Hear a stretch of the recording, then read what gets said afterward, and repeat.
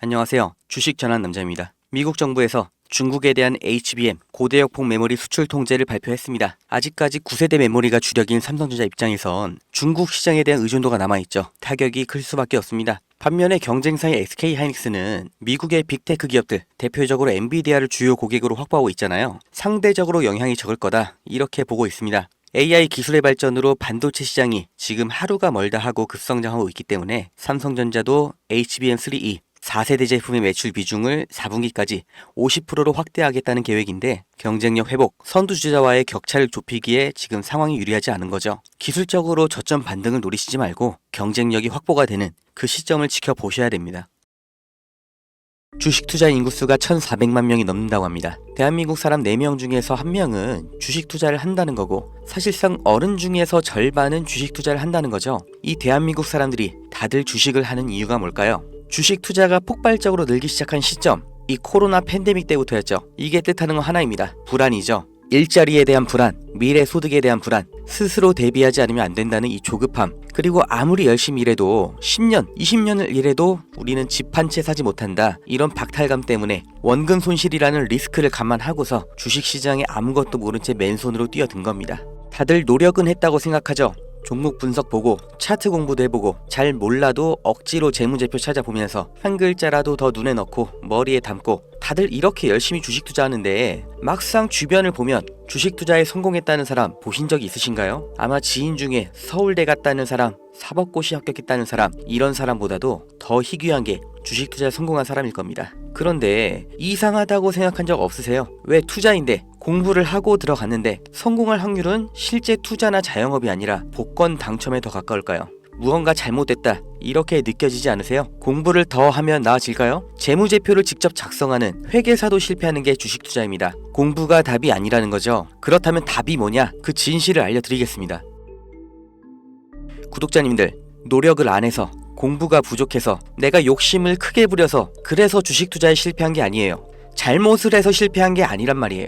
애초에 우리는 속고 있었어요. 이길 수가 없는 싸움판에 맨몸으로 내던져져서 나보다 강하고 무기도 갖고 있고, 심지어 이 싸움을 준비하고 있던 누군가와 싸워야 했습니다. 이길 리가 없죠. 한두 명의 운 좋은 사람, 특별한 재능이 있는 그런 사람이 아니라 모든 사람이 다 희생자였을 뿐이에요. 그 범죄자가 누구냐? 코스피, 코스닥입니다.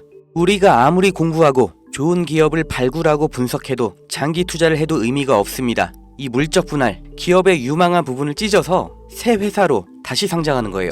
아주 대표적인 게 2020년 LG화학에서 배터리 사업부를 분할해서 LG에너지솔루션 설립한 거였죠. 이 배터리, 전기차 시장의 최대수의 테마죠. 이 시기 가장 큰 주목을 받고 있었는데, 이걸 믿고 LG화학에 투자했던 주주들, 배터리 사업부가 찢겨져 나갔을 때 어떤 보상을 받았나요? 똑같은 사례 대기업만 해도 줄줄이 있죠. 바로 다음 해 SK이노베이션에서 배터리 사업부 똑같이 물적 분할하면서 SK온 설립했죠.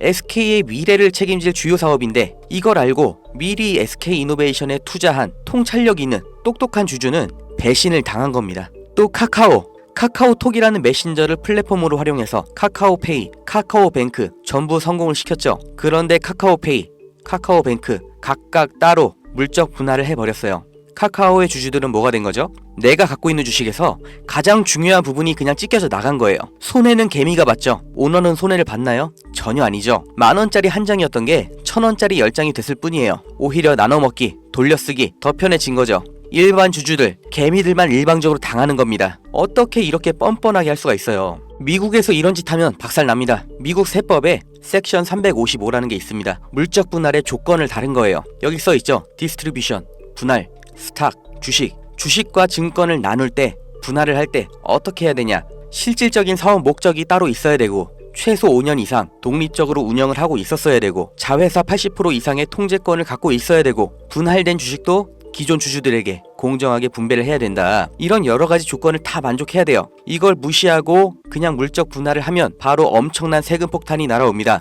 사실상 벌금을 내라는 거예요. 그러니까 미국의 기업들은 물적 분할할 때 아주 철저하게 기준에 맞춰서 하죠. 미국의 대표적인 기업, 이 GE도 이렇게 테마별로 구분 지어서 분할하니까 시장에서도 전략적 유연성, 자원 배분의 효율화 이렇게 인식을 해서 주가도 같이 오르는 거예요. 이렇게 모든 주주들에게 이익이 되는 물적 분할을 하라는 겁니다. 회사의 미래 가치를 믿고 투자한 사람들을 배신하지 말라고 이렇게 하는 거예요. 이뿐만이 아니죠. 금투세, 이 말도 안 되는 세금 폐지하나 싶었는데 말장난이었고 그냥 유예였죠. 이 금투세의 최대 피해자 누구예요? 중산층, 개미입니다. 세금 부담 때문에 안정적인 장기 투자를 못하고 리스크 있는 단기 투자, 고위험 투자로 내몰리는 거예요. 심리적 압박 더 받겠죠. 일관된 투자 어렵죠. 그 돈 누가 가져갈까요? 하루 종일 차트 보면서 대응하는 트레이더, 기관 얘네들한테 다 갖다 바치라고 하는 겁니다. 또 있죠. 분식회계는 어때요? 개미들이 아무리 기업 분석하고 재무제표 찾아보고 PER, ROE 따지면 뭐해요? 이게 진실인지 아닌지 아무도 보장을 못 해주죠. 분식 회계를 저질러도 그 처벌이 너무나 낮기 때문에 아예 세계에서 한국 주식을 저평가하는 겁니다. 다들 들어보셨죠? 코리아 디스카운트. 이게 얼마나 부끄러운 말이에요. 한국 거는 그냥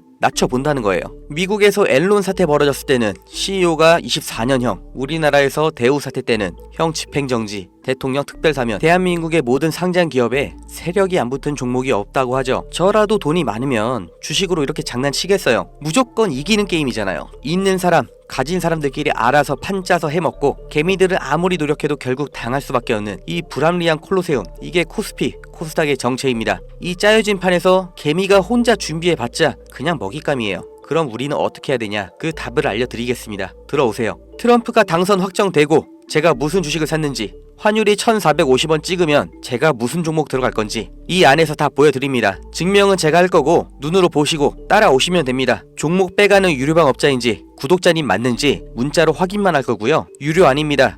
대가 없습니다. 가입 이런 거 절대 없어요. 그냥 여기 모이세요. 010-2290-8285 여기로 문자 집 이렇게 한 글자만 남겨주세요. 100만원으로 시작해서 집 한 채까지 가는 기적 보여드리겠습니다.